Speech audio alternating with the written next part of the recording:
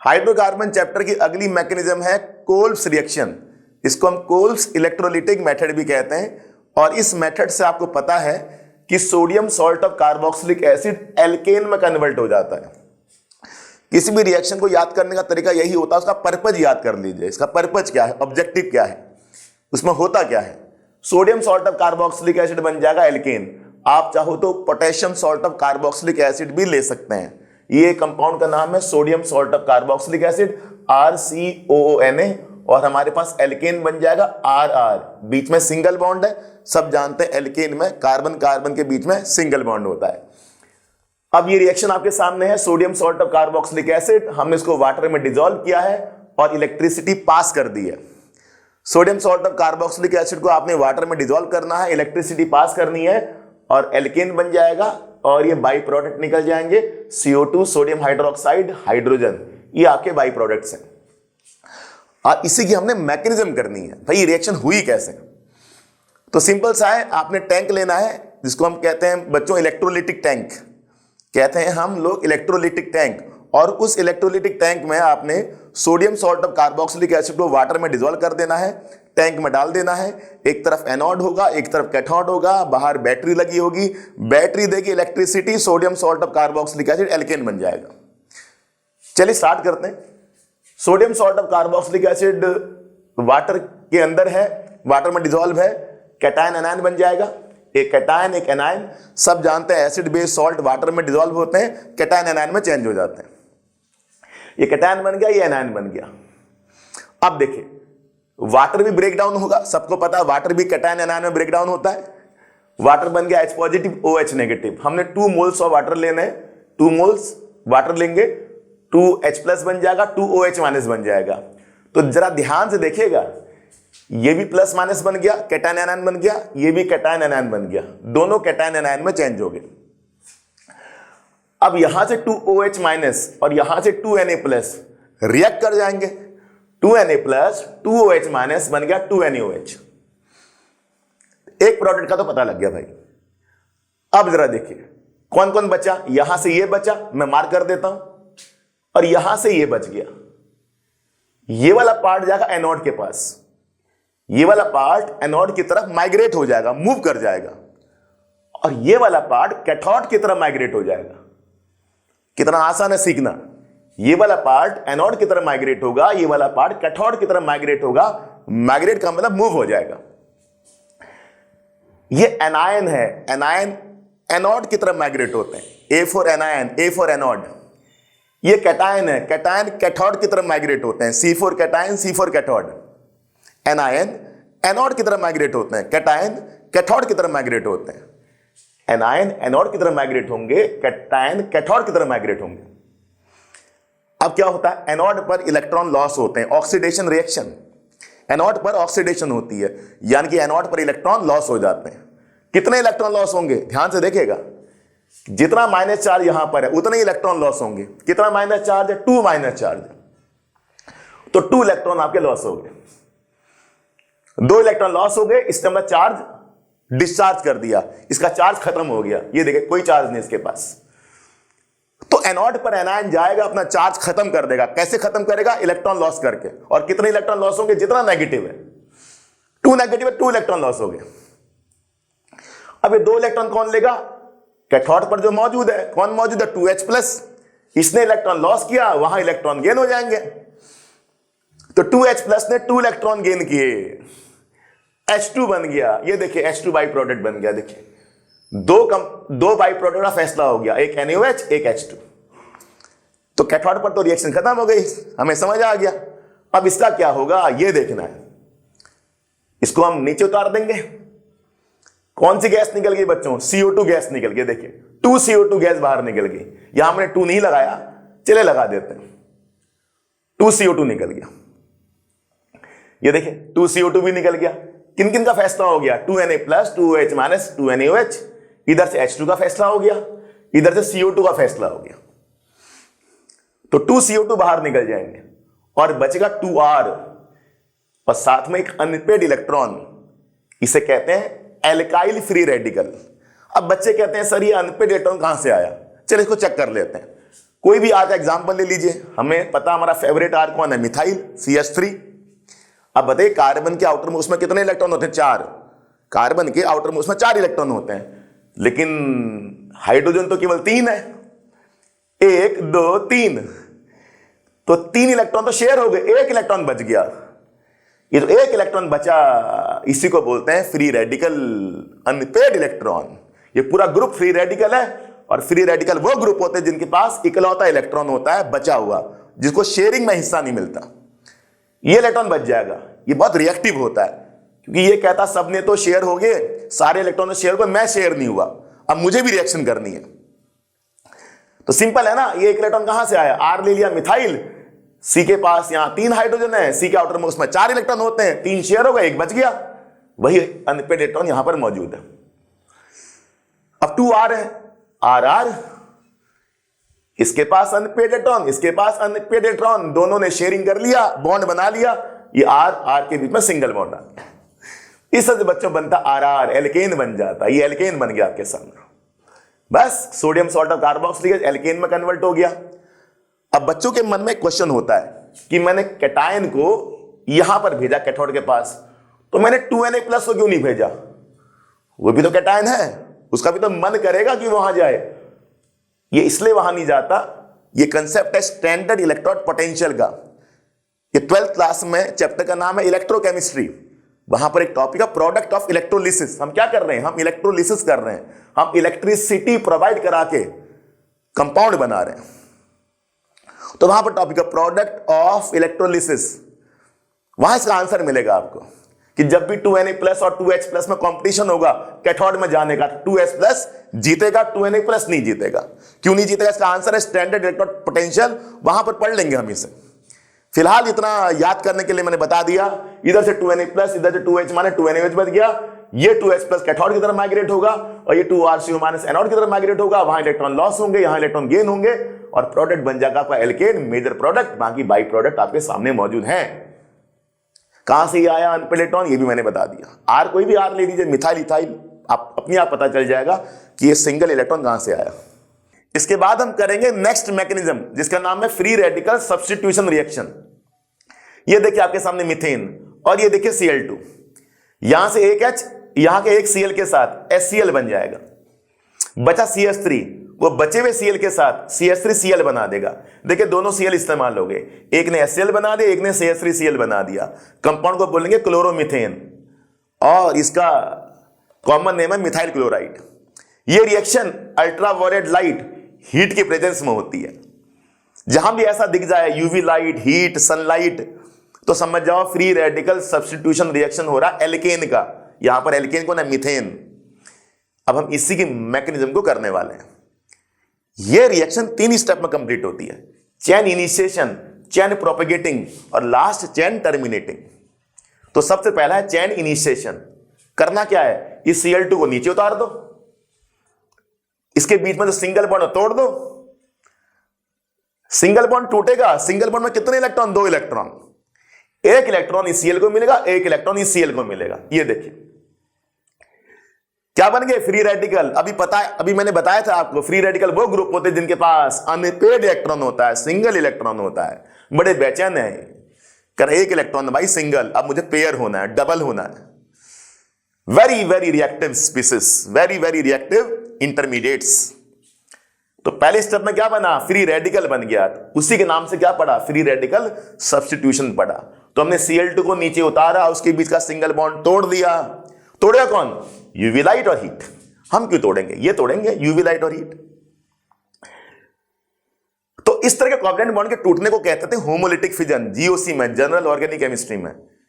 ऐसा covalent bond का टूटना कि दोनों ग्रुप को 1-1 इलेक्ट्रॉन मिल जाए, बराबरी से इलेक्ट्रॉन मिल जाए, तो होमोलिटिक फिजन हो गया क्लोरीन का। अब फ्री रेडिकल बन गए। अब स्टेप नंबर 2, चेन प्रोपेगेटिंग। यहां से रिएक्शन आगे बढ़ेगी। The meaning of the propagation is आगे बढ़ना। उतार दीजिए एक Cl को, बस एक Cl को उतारिएगा, और ऊपर से उतारिए मिथेन सर को। जो मिथेन सर बैठे हुए थे ना अब तक, उन्हें नीचे उतारिए, उनसे बोलिए भैया आप कुछ काम धाम कर लो। ये देखिए जरा, कार्बन के आसपास 4 single bond, H H H H।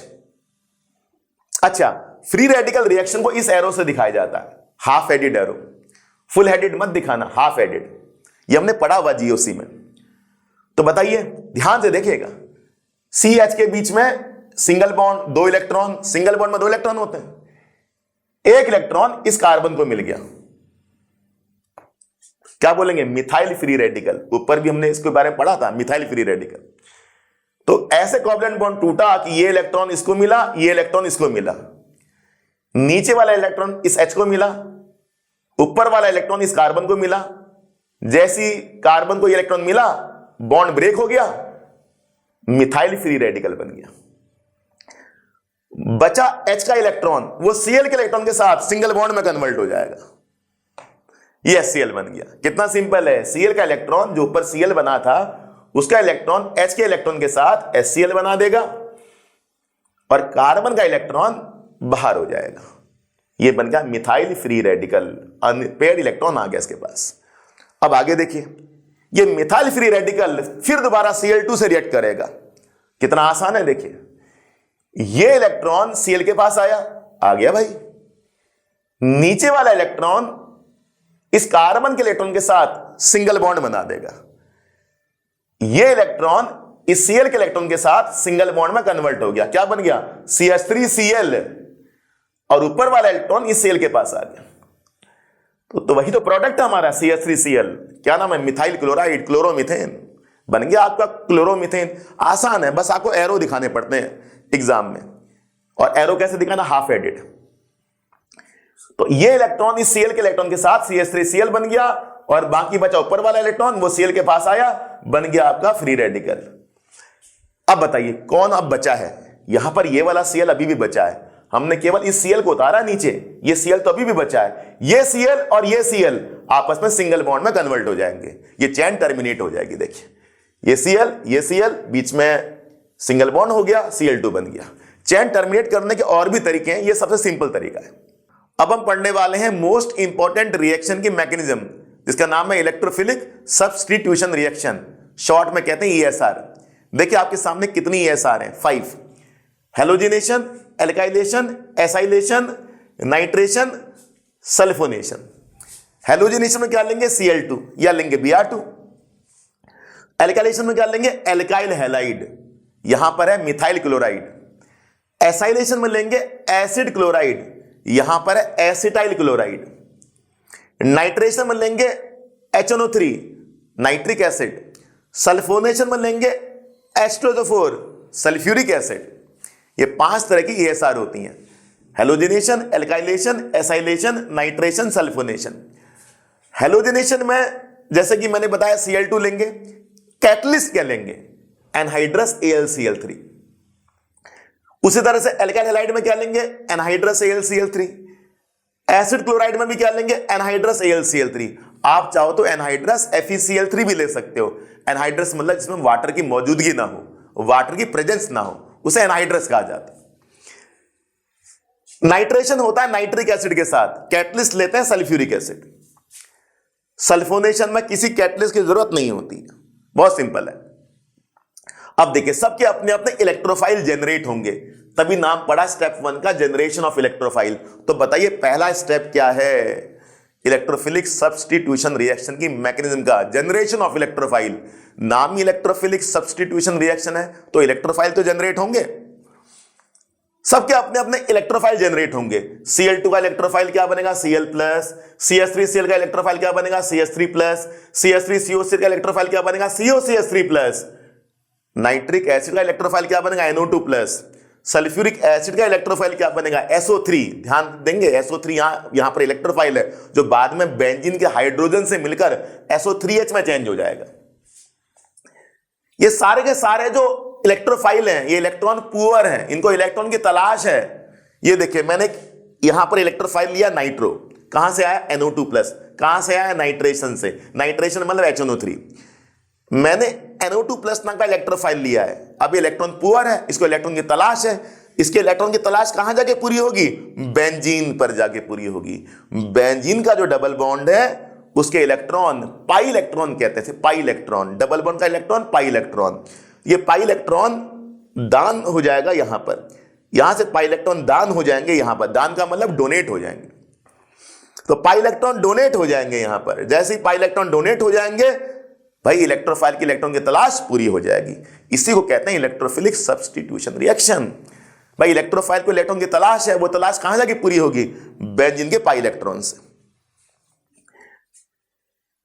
अब जाके आपको पता लगाना है कि ये भाई इलेक्ट्रोफाइल बने कैसे, ये पता लगाना, कुछ नहीं करना, रिएजेंट लेना, कैटलिस्ट लेना है। ये AlCl3 है। इस AlCl3 के बारे में जरा पता लगा लेते हैं क्या है। आप चाहो तो FeCl3 भी ले सकते हो। जरा पता लगाएं भाई इसके पास खास क्या बात है। इसके पास 6 इलेक्ट्रॉन है। क्यों? 2 2 4 2 6, सिंगल बॉन्ड में 2 इलेक्ट्रॉन होते हैं। इस AlCl3 के एल्यूमिनियम में 6 इलेक्ट्रॉन है। परेशान है बेचारा, कह रहा यार 4 बॉन्ड हो जाएंगे तो मैं भी 8 हो जाऊंगा। मेरे पास 3 बॉन्ड है, 6 इलेक्ट्रॉन है, 4 बॉन्ड मेरे पास हो जाए तो मैं भी 8 हो जाऊंगा। 8 वाले स्टेबल होता, ऑक्टेट पूरा। तो बताओ चौथा बॉन्ड कहां से लेगा? यहां का एक Cl ले लेगा, वो यहां से एक Cl ले लेगा। जैसे यहां से एक Cl ले लेगा, AlCl4 हो गया। अब बताइए कितने इलेक्ट्रॉन? 6। कितने electron? 8। 3 bond 6 electron, 4 bond 8 electron. ये बन गया AlCl4 माइनस। ये कौन था? कैटलिस्ट था। क्या बन गया? AlCl4 माइनस बन गया। लेकिन जो दूसरे वाले Cl पर पॉजिटिव चार्ज आ गया, अब इलेक्ट्रोफाइल जनरेट हो गया। यही तो है खेल। वहां से Cl को छीना, अपना ऑक्टेट पूरा कर दिया, उस एक सेल को गरीब बना के छोड़ दिया। यही है सारा खेल। यहां भी यही होगा। Cl यहां पर आया AlCl4, उसको बेचारे को गरीब बना के छोड़ दिया। यहां भी यही होगा। Cl लेके AlCl4, बचे हुए पार्ट को गरीब बना के छोड़ दिया। गरीब ही इलेक्ट्रोफाइल है। ऐसे स्पीसीज जिनके पास 6 इलेक्ट्रॉन होते हैं, 8 से कम होते हैं, उन्हें लेविस एसिड कहते हैं।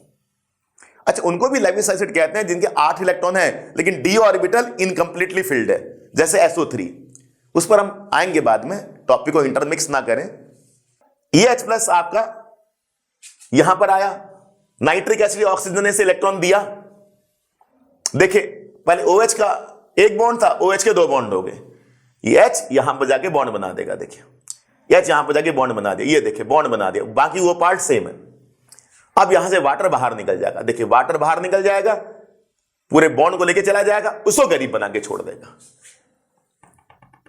यही है NO2+, नाइट्रेशन का इलेक्ट्रोफाइल, नाइट्रिक एसिड का इलेक्ट्रोफाइल NO2+। बच्चे को ये बात पता होनी चाहिए, नाइट्रिक एसिड का इलेक्ट्रोफाइल NO2+ होता है। इसके बाद हम देखेंगे कि सल्फोनेशन में इलेक्ट्रोफाइल कैसे जनरेट होता है। ध्यान दीजिएगा, सल्फोनेशन में कोई कैटलिस्ट नहीं होता है। शुरू की 4 रिएक्शन में कैटलिस्ट होगा, सल्फोनेशन में कोई कैटलिस्ट नहीं होता है। तो यहां क्या करेंगे? 2 सल्फ्यूरिक एसिड के मॉलिक्यूल को ऐड कर देंगे। एक सल्फ्यूरिक एसिड को हम कंडेंस रखेंगे, दूसरे का स्ट्रक्चर ओपन कर देंगे। ये सल्फ्यूरिक एसिड है, देखिए स्ट्रक्चर ओपन किया हुआ है, उसको ब्रेक कर दिया, H+ SO4-। बड़ा सिंपल है। ये SO4- बाहर हो गया, बचा H+। ये क्या करेगा? जरा दीजिए, देखिए मैं मार्क कर रहा हूं, ध्यान से देखिएगा। H oxygen, H2O, H2O, HHO, H2O, और यहां से H+, क्या बन गया? H3O+। क्या बचा? देखो जहां मैंने मार्क नहीं किया वो बच गया, SO3। ये SO3 बाहर हो जाएगा। यही है सल्फोनेशन का इलेक्ट्रोफाइल। वो बाद में जाके बेंजीन के H के साथ SO3H बन जाता है। तो बच्चों मैंने क्या सिखाया स्टेप 1 में? Generation of the electrophile. ये इलेक्ट्रोफाइल बन गए, सबको इलेक्ट्रॉन की तलाश है, और वो तलाश कहां पर पूरी होगी? बेंजीन पर जाके पूरी होगी। बस कोई भी इलेक्ट्रोफाइल ले लीजिए, अब चाहो तो इसे ले लीजिए, चाहे आप इसे ले लीजिए, चाहे इसे ले लीजिए, इसे ले, ये सारे इलेक्ट्रोफाइल है। मैंने कोई एक एग्जांपल ले लिया, आप कुछ भी यहां रख दीजिए। एग्जाम में हेलोजनेशन पूछेगा तो Cl+ रख दीजिए, एग्जाम में एल्काइलेशन बोलेगा तो CH3+ रख दीजिए। कितना सिंपल है। तो बेंजीन के पाई इलेक्ट्रॉन E+ के बाद चले गए, E+ की बाहर होगी, मौजा आ गई, मौजा, उसके इलेक्ट्रॉन की तलाश हो गई खत्म। ये देखिए, ये E+ जो कि मैंने NO2+ लिया था, इसने बेंजीन के साथ बॉन्ड बना दिया। बेंजीन में एक H होता ही है, एक H बाहर निकाल दिया। सभी जगह पर बेंजीन में एक H होता, सब जानते हैं, बताने की जरूरत नहीं है।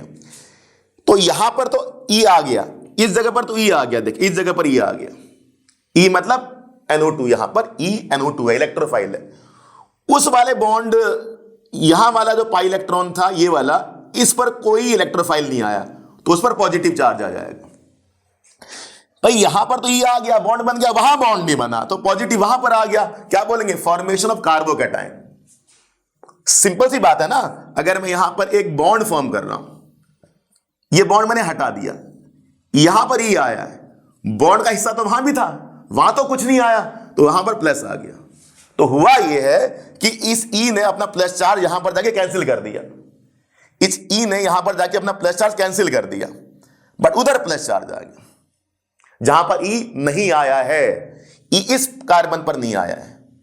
यह मैं इसलिए बता रहा हूं बार बार कि बच्चों को दिक्कत होती है, इस कार्बन पर ई आ गया, इस कार्बन पर ई नहीं आया, तो इस कार्बन पर प्लस हो गया, ये पुअर हो गया बेचारा, उसके साथ बॉन्ड नहीं बना, बॉन्ड नहीं बना तो पुअर है। कार्बन पर जब प्लस चार्ज आ जाता तो क्या बोलते हैं, फॉर्मेशन ऑफ कार्बोकैटायन, ये कार्बोकैटायन है। अब यहां लगेगा रेजोनेंस, अब ये प्लस चार्ज पूरे रिंग में डिस्पर्ज हो जाएगा, कहां कहां पर आएगा बताइए, अभी बॉन्ड इधर मूव होगा तो प्लस इधर आ गया, अभी बॉन्ड इधर मूव होगा तो प्लस इधर आ गया, इसे कहते हैं रेजोनेंस। इसका मतलब है पॉजिटिव चार्ज किसी एक कार्बन पर टिक के नहीं बैठेगा, पूरे रिंग में डिलोकलाइज हो जाएगा, घूमते रहेगा। ये देखिए एट द एंड इन तीनों का एक हाइब्रिड हमने स्ट्रक्चर बनाया, तीनों का मिला जुला स्ट्रक्चर बनाया कि प्लस चार्ज पूरे रिंग में डिलोकलाइज हो गया।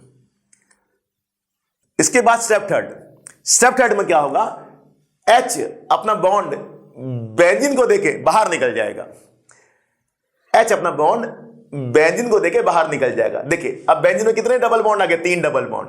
पहले बेंजीन में कितने डबल बॉन्ड थे, 2 डबल बॉन्ड। कितने होने चाहिए थे, 3। जैसे ही बेंजीन के पास 3 डबल बॉन्ड आ गए, बेंजीन हरा भरा हो जाएगा, एरोमेटिक हो जाएगा, वो अपना एरोमेटिक कैरेक्टर रिगेन कर लेगा। इसलिए H बाहर निकल गया बेंजीन को एरोमेटिक बनाने के लिए। इस H के बाहर निकलने को क्या कहते हैं, डीप्रोटोनेशन। डी मतलब निकलना, प्रोटॉन मतलब H+।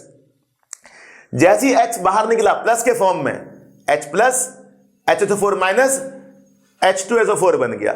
ये H2SO4 कौन था, कैटलिस्ट, अपना काम करके बाहर निकल गया। यही तो कैटलिस्ट करता है, अपना काम करके बाहर निकल गया। काम क्या किया, बेंजीन और इलेक्ट्रोफाइल का बॉन्ड बना के बाहर निकल गया। ये NO2+, ये बेंजीन बॉन्ड बन गया, नाइट्रोबेंजीन बन गया, इलेक्ट्रोफिलिक सब्स्टिट्यूशन रिएक्शन कंप्लीट हो गई। इस तरह से बच्चों लास्ट स्टेप को बोलते हैं डिप्रोटोनेशन। फालतू चीज कौन थी, जरा ध्यान से देखना, फालतू चीज कौन थी, HSO4-, ये फालतू है, ये फालतू है, ये फालतू यहां पर आया, कैटलिस्ट रीजनरेट हो गया। यहां पर फालतू कौन, AlCl4-। चलिए उनका भी हालचाल देख लेते हैं, बताइए क्या होगा। H निकलेगा, एक Cl को पकड़ के HCl बन जाएगा, और बाकी क्या बनेगा, AlCl3। ये कौन था, कैटलिस्ट, बाहर निकल गया। इस तरह से बच्चों की रिएक्शन पूरी हो गई। तो सभी के फालतू बाहर निकल गया, देखिए सभी के फालतू कैटलिस्ट के तौर पर बाहर निकल गए। ये AlCl3 की तरह बाहर निकल गया, AlCl3 की तरह बाहर निकल गया, ये AlCl3 की तरह बाहर निकल गया, और ये SO4 बन के बाहर निकल गया। ये सारे फालतू थे, इलेक्ट्रोफाइल के अलावा जो था वो फालतू है, वो कैटलिस्ट के फॉर्म में रीजनरेट हो गए। अच्छा, सल्फोनेशन में हमने नहीं देखा क्या होगा। सल्फोनेशन में तो कोई कैटलिस्ट होता ही नहीं है, SO3 होता है। बताइए अगर मैं NO2 की जगह पर SO3 लगा दूं तो बस SO3H बन जाएगा वो। ये सल्फोनेशन का स्टेप होता है, SO3H। मैंने कहा था आपको ये SO3H बन जाता है। सल्फोनेशन में कोई कैटलिस्ट नहीं होता, कोई फालतू होता नहीं है, तो अच्छा तो है, और क्या चाहिए। SO3H बन गया, आपका सल्फोनिक एसिड नाम है। क्या नाम है, सल्फोनिक एसिड। इसके डिटेल रिएक्शन आप देख सकते हैं इलेक्ट्रोफिलिक सब्स्टिट्यूशन रिएक्शन की वीडियोस में, कंटेंट 1 कंटेंट 2 दो पार्ट में मैंने इसको शूट किया हुआ है। तो ESR की मैकेनिज्म 3 स्टेप में कंप्लीट होती है। पहला स्टेप जनरेशन ऑफ इलेक्ट्रोफाइल, दूसरा स्टेप फॉर्मेशन ऑफ कार्बोकैटायन। जो भी इलेक्ट्रोफाइल होगा, बेंजीन उसे अपना इलेक्ट्रॉन दे देगा, पाई इलेक्ट्रॉन दे देगा, उसका एरोमेटिक कैरेक्टर खत्म हो जाएगा क्योंकि डबल बॉन्ड केवल 2 ही है, और आखिरी में जाके वो अपना एरोमेटिक कैरेक्टर रीगेन कर लेगा। ठीक है, ये स्टेप फास्ट होता है, स्टेप 3 फास्ट होता है, स्टेप 2 स्लो होता है। रिएक्शन कंट्रोल कौन करता है, रिएक्शन कंट्रोल करता है स्टेप 2, क्योंकि वो स्लो स्टेप है, ये स्टेप स्लोअर है। ठीक है बच्चों, जहां फॉर्मेशन ऑफ कार्बोकैटायन होता है। इस तरह से बच्चों आपका ESR का मैकेनिज्म ओवर हो गया।